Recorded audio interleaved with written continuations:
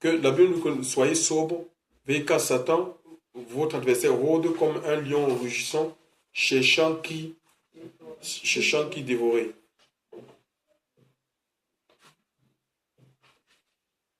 Donc voilà, donc et cet homme-là était quoi? Dans Jean 10, Jean 10, 10 nous dit que le voleur ne vient que pour dérober, égorger et quoi? Et détruire. Il va détruire quoi? La vision de Dieu dans ta vie, l'appel de Dieu. Il va freiner ta marche. Ça, c'est l'objectif de Satan. Et tout au long de notre vie, il va rôder autour de nous. Il rôde pour voir quoi? S'il y a une faille, alléluia, s'il y a une ouverture, mais il ne te pardonnera pas. Frère, le diable n'a pas pitié de... Satan, c'est la haine en fait. Hein. Chatam, donc le mot même hébreu, ça veut dire, c'est la haine en fait. C'est comme Dieu est amour. Donc la haine, c'est son essence en fait. Ça fait partie de sa personne. La haine. Donc, il n'y a pas de... Il ne faut pas être dans les sentiments en fait. Hein. Si tu rentres dans les sentiments, la pitié, les motifs, mais tu peux te faire avoir facilement. L'ennemi, tu ouvres une porte, il va te frapper, il ne te pardonnera pas. Il ne te pardonnera pas. Donc Satan érode comme un lion rugissant, cherchant qui dévorer. Donc c'est quelqu'un qui dévore les âmes, qui détruit les âmes. Il ne veut pas aller dans le lac de feu seul. Il veut entraîner le maximum. Et son terrain de chasse, c'est l'assemblée. C'est là où on cherche Dieu. Même si vous êtes solide, il faut veiller en fait. D'accord? Même si tu es solide, ne dis pas non, rien ne peut plus m'arriver, je ne peux pas tomber. Il faut continuer. Il faut veiller. Veiller en lisant les Écritures. Ne dis pas je connais toute la Bible, je n'ai plus besoin. Non. Il faut continuer à lire parce qu'en fait, c'est une richesse. La Bible, c'est tellement une richesse que même nous aujourd'hui qui l'enseignons, on découvre des choses en fait. Donc l'Esprit de Dieu t'ouvre encore les yeux sur les mêmes passages que tu lis, mais tu découvres les choses différemment sous d'autres angles. Tu vois? Donc c'est continuer dans le jeûne et la prière. Il ne faut pas céder à l'ennemi. Et oui, il ne faut pas donner du terrain il ne faut pas se donner du sommeil. Hein. David, il a péché alors que les gens entraient en campagne. Il a dit, bon, ben allez-y. Et il s'est relâché un tout petit peu. Et ben, c'est comme ça qu'il est tombé dans la lutte. Tu vois? Alors que normalement, c'est lui qui devait soutenir les guerres de Dieu, aller en guerre, oui, voilà. Impulser les autres, mais il a dit, bon, ben allez-y, c'est bon, je suis roi. Et c'est comme ça que ben, les pensées impures l'ont dominé et il est tombé dans le péché. Et l'Écriture nous dit, je pense que c'est dans Marc 16 où Jésus parle à ses disciples, il dit ce que je vous dis, je vous le dis à tous, veillez. On ne dit pas que moi je suis apôtre, je suis prophétaire, j'ai l'onction, je n'ai plus besoin. Non. Tout le monde peut se faire avoir. Tout le monde peut se faire avoir. Donc c'est 1 Pierre 5, verset 8, hein, où on parle de Satan qui rôde comme un lion rugissant, cherchant qui dévorer. Alors aussi, le monsieur disait, je suis prophète comme toi, un ange de Dieu à qui j'appartiens m'a dit, fais ceci. Donc lui a dit le contraire de ce que Dieu lui a dit. C'est comme un évangile qui est contraire, tu vois, à ce que le Seigneur, au message que Dieu nous donne d'annoncer. Dans le livre de Galates chapitre 1, on peut lire Galates chapitre 1, verset 6.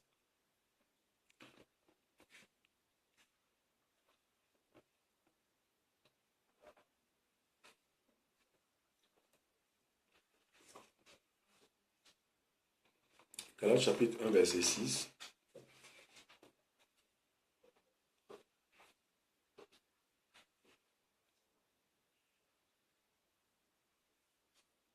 On peut lire, quelqu'un dit verset 6 à 7. Je m'étonne que vous abandonniez si rapidement celui qui vous avait appelé à la grâce de Christ pour passer à un autre évangile. Donc qu'il y en ait un autre, mais il y a des gens qui vous troublent et qui veulent renverser l'évangile de Christ. Oui, le verset 8. Mais si nous-mêmes, un ange du ciel vous prêche un autre évangile que celui que nous vous avons prêché, qu'il soit anathème. Voilà, donc comprenez qu'il y a deux évangiles. Il y a l'évangile de Christ et un autre évangile.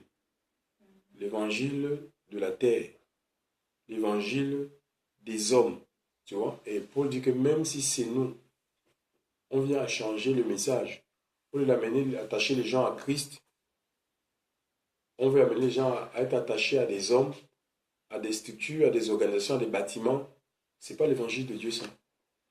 C'est l'évangile du royaume, alléluia, qui nous amène au ciel, en fait, qui nous amène à regarder au ciel, à dépendre de Dieu, à nous attendre à Dieu. Donc, il dit qu'il soit anathème, maudit, qu'il soit maudit, qu'il dit que même si c'est nous. Donc, ça veut dire qu'il peut arriver qu'un homme de Dieu, quelqu'un commence bien. Nous avons parlé de ce prophète-là, il avait reçu de Dieu, mais il s'est laissé détourner par quoi? Par une mauvaise fréquentation, une mauvaise collaboration. La mauvaise compagnie corrompt les bonnes mœurs. Tu vois? Même le roi, ce roi, c'était quelqu'un qui a été appelé par Dieu. Il est le visiteur de Dieu. Donc, ce n'est pas une garantie. C'est pas parce que quelqu'un va te dire, oui, mon père spirituel, mon père dans la foi, c'est un tel. J'ai été appelé par Dieu. Il va même écrire sur l'endroit où il exerce son ordre de mission. Mais ce qui est important, c'est ce qu'il est maintenant. Qu'est-ce qu'il est maintenant? C'est ce que tu es maintenant qui est important. Ce n'est pas les visitations que tu as eues hier ou avant-hier. Ce n'est pas ton passé. C'est ce que tu es maintenant qui compte devant le Seigneur. Dans le livre du prophète Ézéchiel, il dit que le jour où le juste se détourne de la justice de Dieu pour pratiquer le mal, tout ce qu'il a accompli, ça ne compte plus, c'est oublié en fait. Donc c'est ce que je suis maintenant qui compte devant le Seigneur. Ce n'est pas les choses que j'ai fait dans le passé. Parce qu'il y a des gens qui sont comme des chrétiens qui sont comme des anciens combattants. Ils parlent qu'au passé. Oh, vous savez, on a accompli, j'ai fait telle chose, j'évangélisais, je faisais ceci, je faisais... Mais qu'est-ce que tu es maintenant? Parce que si on a fait des choses, ça doit être plus, en fait, tu vois. Ça doit être plus, donc, parce que Dieu renouvelle notre zèle pour lui. Donc, on avance, on prospère, en fait, dans l'œuvre de Dieu. On ne peut pas être dans une forme de tiédeur, de froideur, d'indifférence, de passivité. Ça veut dire qu'il y a quelque chose qui ne va pas dans notre vie. Donc, il y a un autre évangile, en fait, qui n'est pas l'évangile de Dieu. Il y a une autre voie qui n'est pas la voie de Satan. Donc, toute voie n'est pas la voie, qui n'est pas la voie de Dieu. Donc, je parle de la voie de Satan, tu vois, la voie de la chair. Donc, et nous avons besoin de faire corps avec le Seigneur pour pouvoir déceler que non, ça, ce n'est pas le Seigneur qui m'a parlé. Cette vision, s'il ne vient pas de Dieu, je prends autorité. C'est comme ça, en fait. Et on peut lire, par exemple, parlant de la voie, de Deutéronome 28, verset 1. Et une autre personne va dire de Deutéronome 28, verset 15.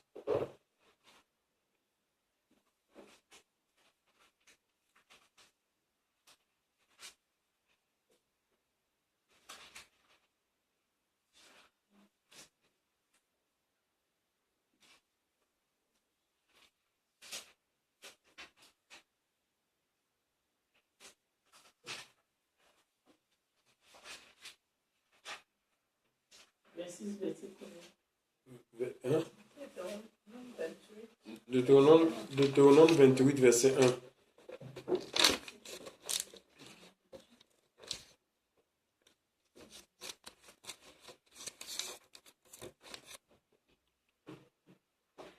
Deutéronome 28, verset 1. Or, il arrivera que si tu écoutes la voix de Yahweh ton Dieu et que tu prennes... C'est bon. Tu écoutes la voix de qui? De Dieu. Donc il y a la voix de Dieu. Alléluia. Dieu parle. The voice of God. Dieu parle. Maintenant, le verset 15. Une personne peut dire le verset 15?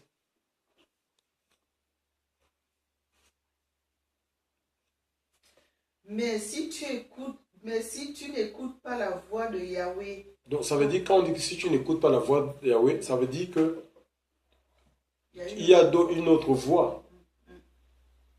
Il y a une autre voie. Alléluia. Et parfois, quand des chrétiens immatures, dont Satan peut, oui, il peut l'être quand on est immature, en fait. Nous avons dans la Bible, alors que Dieu était en train de parler à Samuel. Samuel, Dieu l'appelait à 3 reprises. Mais il ne savait pas que c'était Dieu. Parce qu'il n'était pas expérimenté, en fait. Hein. Il n'était pas exercé dans les choses de Dieu. Et lui pensait que c'était le prophète, c'était le sacrificateur Élie, et non le prophète, le sacrificateur Élie qui l'appelait. Et à 3 reprises comme ça, le sacrificateur dit que non. Lui, il avait compris que c'était Dieu. Il dit, parle, quand tu vas entendre cette voix, dis, parle ton serviteur. Écoute, toi, dis qu'il y a de l'apprentissage, en fait. Alléluia. Amen. Donc Dieu nous exerce, alléluia, même en ce qui concerne le discernement, alléluia. Donc il faut qu'on se donne tout simplement, qu'on se donne à lui en fait. Hein. Qu'on se donne, et puis il faut parler. On ne peut pas rester dans un groupe, on a des choses, des manifestations, on ne parle pas en fait. Il faut parler parce que oui, il faut parler, il faut discuter. On peut être aidé. Oui. Il y a quand même, il y a des personnes d'âge mûr. Quand je parle d'âge mûr, je ne parle pas de l'âge physique. En fait. Hein? Il y a des gens qui ont la maturité dans les choses de Dieu. Mais si on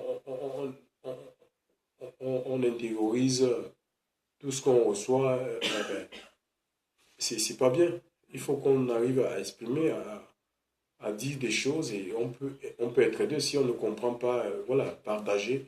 Ça peut être des visions, ça peut être des songes. Ça peut être une parole à lui, hein, parce qu'il y a des songes qui ne viennent pas du Seigneur, qui ne sont pas, qui ne sont pas de Dieu, que l'ennemi peut t'envoyer tout simplement pour te dérouter, tout simplement. Et beaucoup sont attachés comme ça, ils ne marchent pas des visions, ils ne marchent que par des songes. Mais le moyen le plus sûr par lequel Dieu nous parle, c'est la parole écrite. D'accord? Oui, je crois aux songes, je crois aux visions, je crois aux paroles de connaissance, prophéties, parce que Dieu, c'est le plus grand communicateur. Mais attention, Satan aussi, il peut utiliser des prophéties, des paroles de connaissance. On l'a vu ici. Hein, on vient au travers de cet enseignement. Mais pour nous sortir de la voie de Dieu. Hein, quand c'est Dieu qui parle, c'est pour nous ramener sur sa parole. Tu vois? Ce n'est pas pour nous sortir de la parole de Dieu. Ce n'est pas pour nous sortir de la vision. Dieu ne peut pas te dire que c'est blanc. Après, il te dit c'est noir.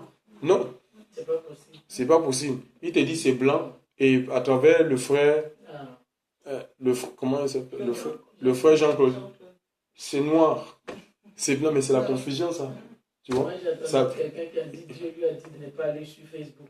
Et j'ai attendu la dernière fois, il dit, maintenant même je vais aller sur Facebook parce que j'ai rien compris. Donc oui, il faut Ceux qui se cherchent. Il faut, non, mais en plus, c'est pasteur. Par exemple, tu ne peux pas dire, par exemple, Dieu ne peut pas te dire que oui, ne fréquente plus les frères et sœurs, que tu dois être seul dans ton coin, ne fréquente plus les frères et sœurs. Non. Comment, même si tu as reçu, toi, si tu as reçu des paroles de connaissance des prophéties, c'est pour que le corps puisse bénéficier. Comment toi tu vas pouvoir faire bénéficier le corps de ce que tu as reçu?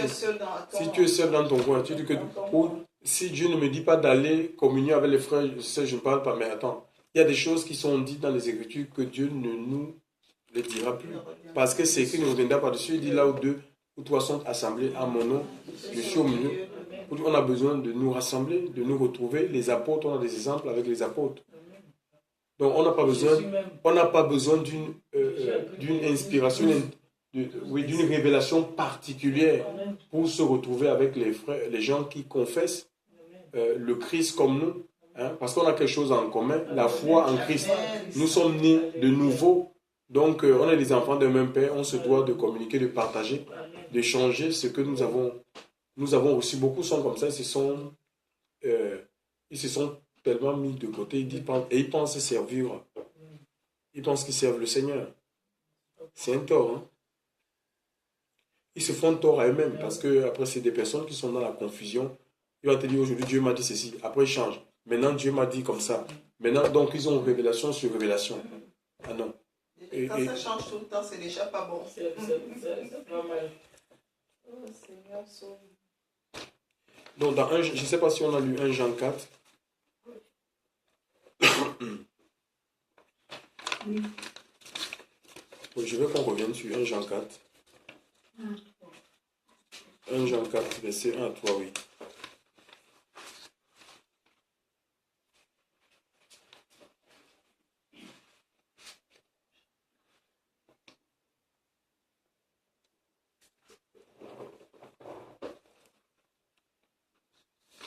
Oui, quelqu'un peut lire pour nous, s'il vous plaît.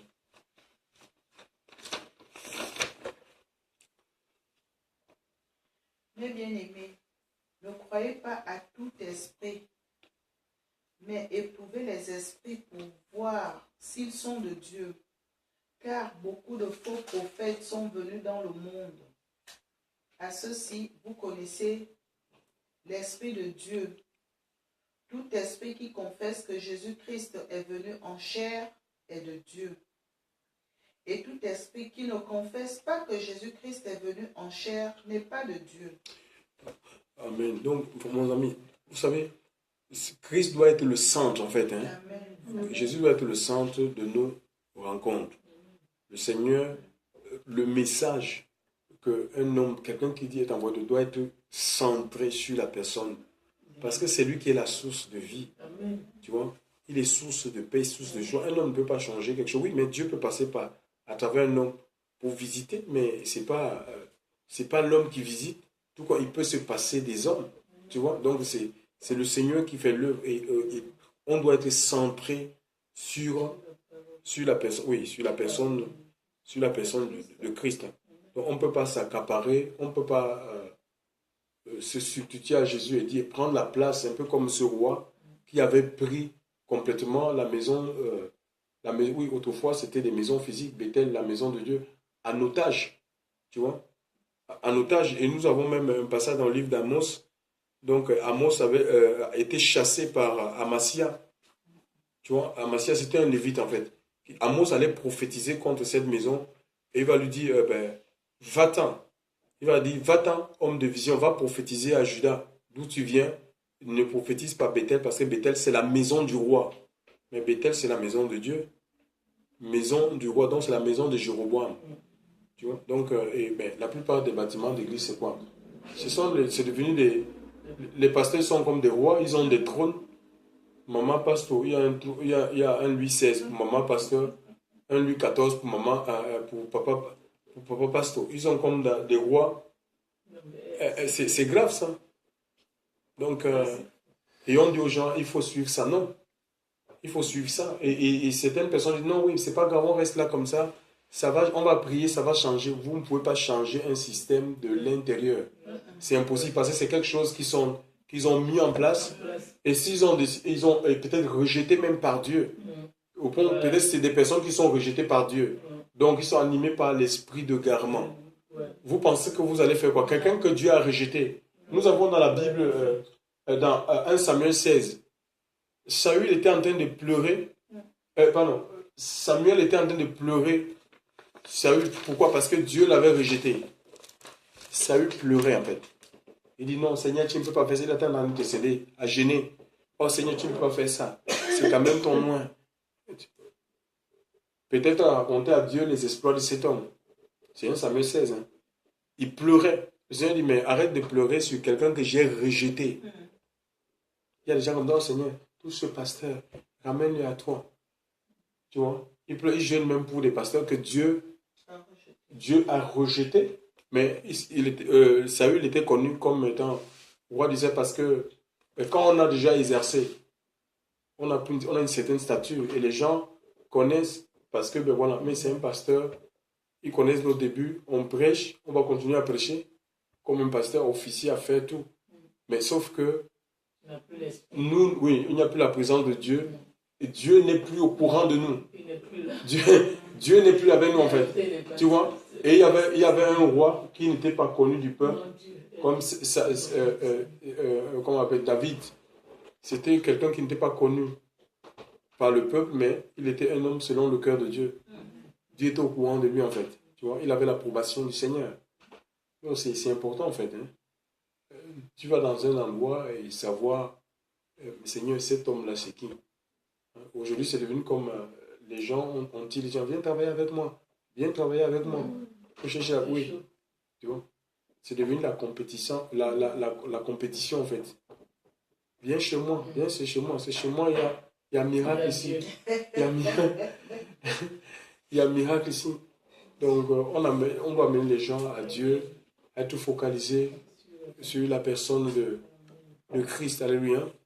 Gloire à Dieu et vraiment écoutons la voix du Seigneur. Il faut rester dans la voix de Dieu. Alléluia. Restons dans la voix de Dieu. La Bible nous dit que, comment il s'appelle? Caleb. Caleb, parce que Caleb était animé d'un autre esprit. Et Dieu a dit que sa descendance va posséder le pays et que lui-même va rentrer dans le pays de la promesse. Tu vois? Donc, Caleb et Josué n'ont pas agi comme les 10 autres espions qui sont mis à décourager, sont tombés avec l'esprit de critique.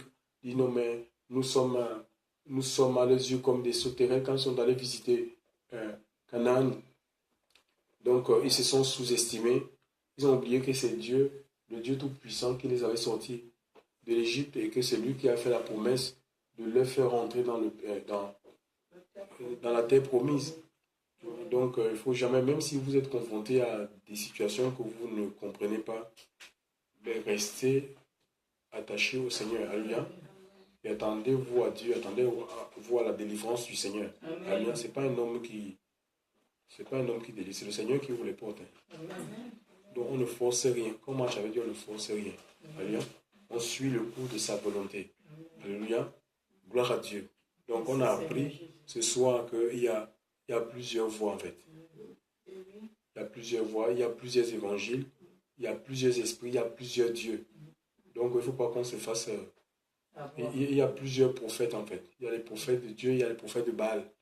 Donc, qu'on ne se fasse pas avoir. Le Seigneur dit, c'est aux fruits. Vous les reconnaîtrez. Et quand tu es attaché à Dieu, tu as l'esprit de Dieu à toi. Tu peux savoir que ça c'est le malin. Ça, c'est pas de Dieu. Tu peux discerner, en fait. Parce que l'esprit de Dieu, c'est l'esprit de discernement. On va prier le Seigneur vraiment que Dieu amplifie sa présence.